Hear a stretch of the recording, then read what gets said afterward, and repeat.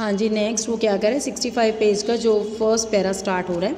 Again when Epictetus expresses his opinion on material possession, है ना। Material देखो, philosopher तो ये भी कहेगा ना जो मटेरियल थिंग्स हैं उन पे भी पोजेशन मत रखो, कुछ तुम्हारा नहीं है, तुम मरोगे तो कुछ नहीं लेके जाओगे, ये बात तो तुम सब करते ही हैं। कहते हैं अगर आपकी कोई चीज़ भी ख़राब कर देता है ना तो भी आप बिल्कुल भी रिएक्ट मत करो। काउंसल्स आस टू बी, क्या वो हमें क्या कहते हैं फिलोसफर्स, हमें काउंसल करते हैं, समझाते हैं कि कुछ भी रिस्पॉन्स मत दो अगर तुम्हारी कोई चीज़ गुम हो जाए जो तुम्हें बहुत प्यारी है ना। कहता है मैं भी थियोरेटिकली तो अग्री करता हूँ लेकिन प्रैक्टिस में नहीं, जो मेरी चीज़ है वो ऐसे कैसे गुम हो जाएगी, कोई कैसे गुम कर देगा। I should be unable to obey him. There is nothing more certain that a man whose happiness depends on his possession is not happy. कहते हैं कि जो बंदा, कोई ऐसा बंदा होगा जो कि अपने जो चीज़ें उसके पास हैं उनसे वो खुश नहीं होता। हम सब देखो हमारे पास जो भी चीज़ें होती हैं, कई बार हम न्यू स्कूटी लेते हैं, बाइक लेते हैं, कार परचेज़ करते हैं तो we feel very happy and we don't want कि कोई उससे थोड़ा सा भी उस पर कोई स्क्रैच भी डाल दे। So I am sure a wise man can be happy on pittance. Pittance होता है नथिंग। कहते हैं जो वाइज मैन होते हैं ना, जो बंदे सब कुछ छोड़ चुके हैं, जो जिनकी थिंकिंग काफ़ी ऊंची है, वही फिलोसफर वाली बात हो गई, वो लोग नथिंगनेस पे यानी पिटेंस पे दे फील हैप्पी। वैसे तो देखो कितना मर्जी पैसा लगा लो, जो मर्जी कर लो, एक फूल को देख के बहुत अच्छी स्माइल अपने फेस पे आ जाती है, एक छोटे से बच्चे को देख के स्माइल आ जाती है। Some number of time it happens कि बहुत सारा पैसा भी आपको स्माइल नहीं दे पाता है, पर number of time it happens कि वो फैमिली जिनके पास कुछ नहीं है but they are having a good members in their family, उनकी अच्छे से चल रही है, सबकी अच्छे से बन रही है, तो दे आर वेरी हैप्पी, है ना। Note that happiness should be in the aim of life according to Epictetus और myself, but Epictetus at least hold up an ideal of imperturbability, है ना। कुछ मूवमेंट नहीं आनी चाहिए आप में, कुछ भी परिवर्तन नहीं आना चाहिए अगर कोई भी चीज़ आपकी गुम होती है, आपको कोई कुछ कहता है। एंड ये sure as that we shall achieve this one care so little for material things that it doesn't matter to us whether somebody steal them or not. जो भी आपकी मटेरियलिस्टिक थिंग्स है, अगर वो किसी ने चुरा भी ली हैं या नहीं चुराई हैं, आपको बिल्कुल भी फ़र्क नहीं पड़ना चाहिए। Stop admiring your clothes. कहते हैं जो कपड़े आप पहनते हैं उनको एडमायर करना बंद करो। He bids us and you are not angry at the man who steals them. उस बंदे पे गुस्सा भी मत हो जो तुम्हारी वो अच्छी चीज़ों को खींच लेता है। when he persuasively concerning the thief, he doesn't know wherein the true good of man consists, but fancies that it consists in having fine clothes. कहते हैं कि जो हमारी फैंसी है वो किस में है, फाइन क्लोथ्स हों, ये चीज़ें हों, the very same fancy that you also entertain. Shall he not come then and carry them off? Yes, logically I suppose I should, and yet I cannot feel so the moment at which I find that a guest at a party has taken my new hat. अगर party में किसी guest ने मेरा new hat ले लिया and left his old one on its place, और अपना पुराना छोड़ गया, it gives me no comfort to say to myself he doesn't know where in the true good man of consist. कहता है कि फिलोसफर तो कहता है तुम्हें गुस्सा नहीं आना चाहिए।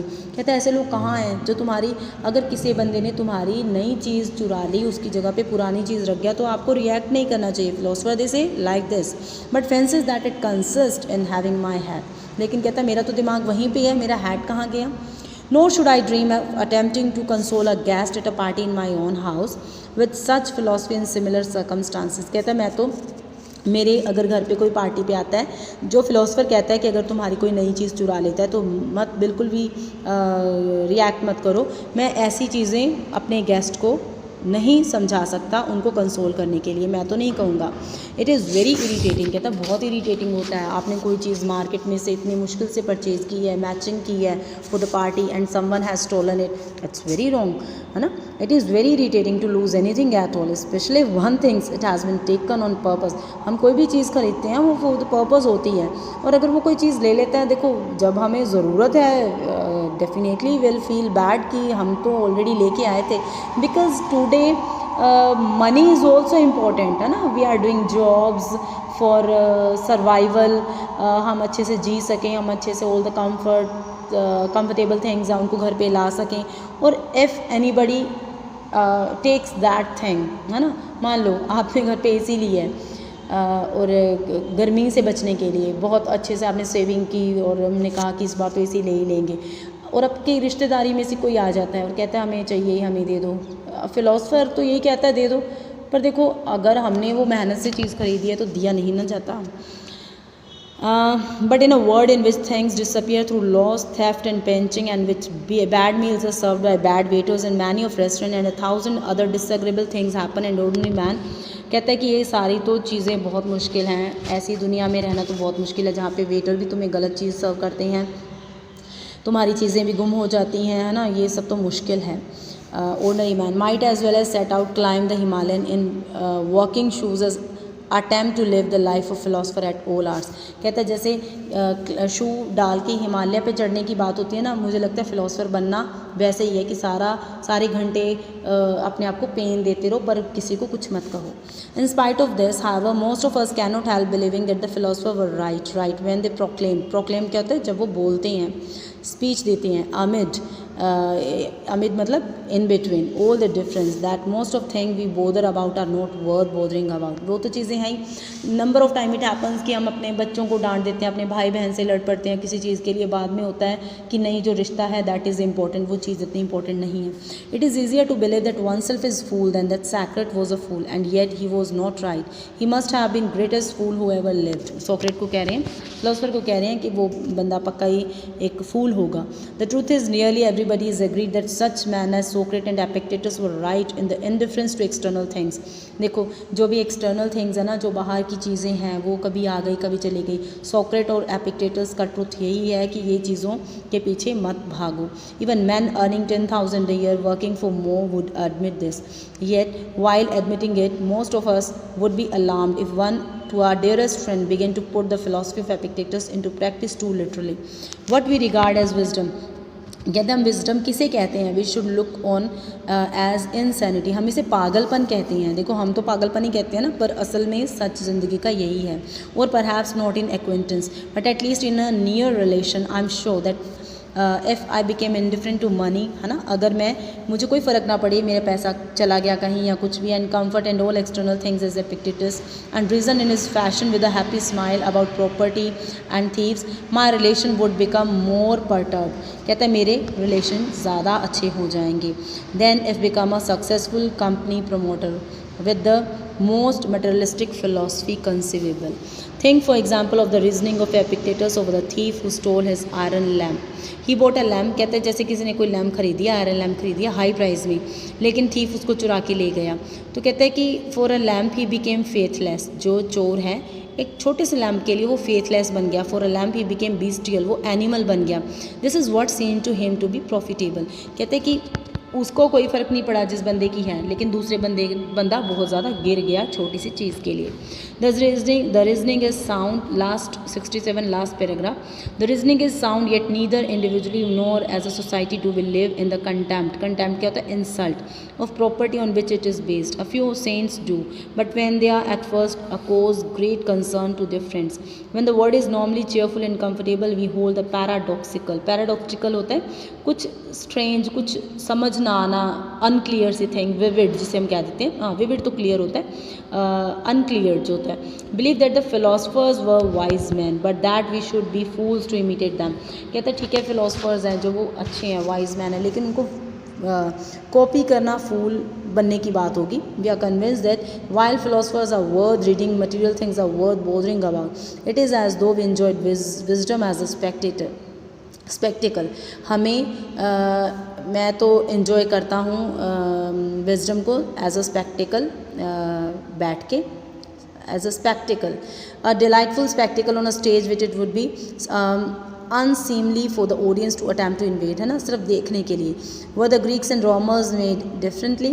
Did the admirers of Socrates and Epictetus really attempt to become philosopher, or were they like ourselves hopeful of achieving wisdom not by practice but through a magic potion? Potion क्या हो गया, medicine, administered by a wiser man than they. To become wise without effort by listening to a voice, by reading a book, it is once the most exciting and the most soothing of dreams. ये एक बहुत अच्छा और exciting सपना है कि book को पढ़ के वाइज बन जाना. In such a dream I took down Epictetus. इसी सपने में, इसी को पूरा करने के लिए मैंने एपिक्टेटस की बुक उठाई थी कि मैं पढ़ूंगा. And behold it was only a dream. और मैं इसे पकड़ के रखूँगा, लेकिन ये सिर्फ एक मेरा सपना ही रह गया. देखिए स्टूडेंट्स, ये जो फ़िलासफ़र की बात है काफ़ी हद तक इसमें बहुत कुछ सही भी है. अभी आपने एक न्यूज़ भी सुनी होगी बठिंडा में ना, किसी पर्सन ने कोई मैन था, उसने पहले अपने दोनों बच्चों को शूट कर दिया, फिर अपनी वाइफ को शूट कर दिया, उसके बाद खुद अपने आप को उसने गन से शूट कर लिया और सुसाइड कर लिया। देखो हमारे पास जितना है ना उतने में हमें रहने की कोशिश करनी चाहिए। अगर हम एक प्रेस्टीज इशू देखेंगे ना कि लोग क्या कहेंगे, हमारे पास बहुत बड़ी गाड़ी होनी चाहिए, हम अगर साइकिल पे जा रहे हैं हमें शर्म आएगी, हमने अगर कपड़े जो परसों पहने थे वो हमने फिर से पहन लिए, हमारे पास ब्रांडेड कपड़े नहीं हैं, है ना। ये चीज़ों पे अगर आप ध्यान देने लग गए ना तो आप कभी सक्सेसफुल नहीं हो सकते, क्योंकि लोग क्या सोचेंगे वो बहुत दूर की बात है। आपका जो अंदरूनी जो आपकी होती है ना, हम कहते हैं कि आप खुद अंदर से सेटिस्फाई होने चाहिए, आपकी फैमिली में क्या है क्या नहीं है, आपको उसी के अकॉर्डिंग चलना चाहिए। अगर आप two friends are there, one is from rich family, one is from poor family, so जो पुअर फैमिली है का बच्चा है ऑब्वियस है उसके इतने अच्छे कपड़े नहीं पहने होंगे, जो रिच का है उसे तो फ्री में मिल रहा है वो तो पहनेगा ही। लेकिन कभी भी आप ये चीज़ मत सोचो कि उसने ये चीज़ ब्रांडेड डाली है तो मैंने भी डालनी है, क्योंकि उनके पास बहुत पैसा है तो वो कर पा रहे हैं। आप अपने पेरेंट्स के बारे में सोचिए कि अगर आप ऐसी डिमांड्स रखेंगे ना तो डेफिनेटली उनको कोई गलत कदम उठाना पड़ेगा, तो वो चीज़ कभी भी ना हो। जो भी आपको मेहनत से मिल रहा है ना वो एक ब्रांडेड ही है। आप खुद देखिए, आप पढ़ाई कर रहे हैं, number of time it will happen कि आपको कभी कभी गलत गंदे मार्क्स भी मिल जाते हैं, कभी अच्छे भी मिलते हैं। तो जो हार्ड वर्क है ना दैट इज़ इम्पॉर्टेंट। अगर आप सिंप्लिसिटी में आ रहे हैं, you are not wearing you are not wearing branded clothes and still you can get very good marks.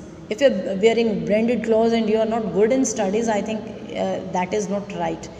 जो चीज़ की ज़रूरत है आज के टाइम पे, अगर आप मेहनत करोगे, आप खुद की अर्निंग करोगे, आपके पेरेंट्स ने आपको इतना तो किया है ना कि आप स्कूल में या कॉलेज में पढ़ पाए, तो वो तो शायद ये भी नहीं कर पाए, है ना।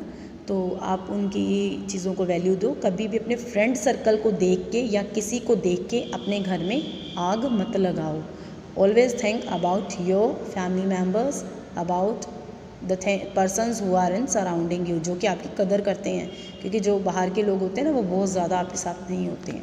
So the chapter has been completed and it was again a great chapter, क्योंकि जो फ़िलासफ़र की बात है, देखो कई बातों में जैसे जैसे आप बड़े होते जाओगे ना, पहले जैसे मैं खुद अपनी वो छोटी छोटी चीज़ों को, कोई डायरी है ना, वो रखनी अपने पास, वो नहीं किसी को हाथ लगाने देनी, अपनी कोई और चीज़ है वो मेरी है, ये इसे हाथ नहीं लगाना। जैसे जैसे आप बड़े होते जाते हो ना तो आपको रिलेशनशिप्स पता चलते हैं कि वो ज़्यादा इम्पोर्टेंट है। ये चीज़ें तो दोबारा ख़रीदी जा सकती हैं, पर जो आपका भाई बहन है, आपके पेरेंट्स हैं, आपके बच्चे हैं, या जो भी हैं आपके नज़दीकी, वो आपको दोबारा नहीं मिलते। सो थैंक यू, और चैप्टर आपका कंप्लीट हो चुका है।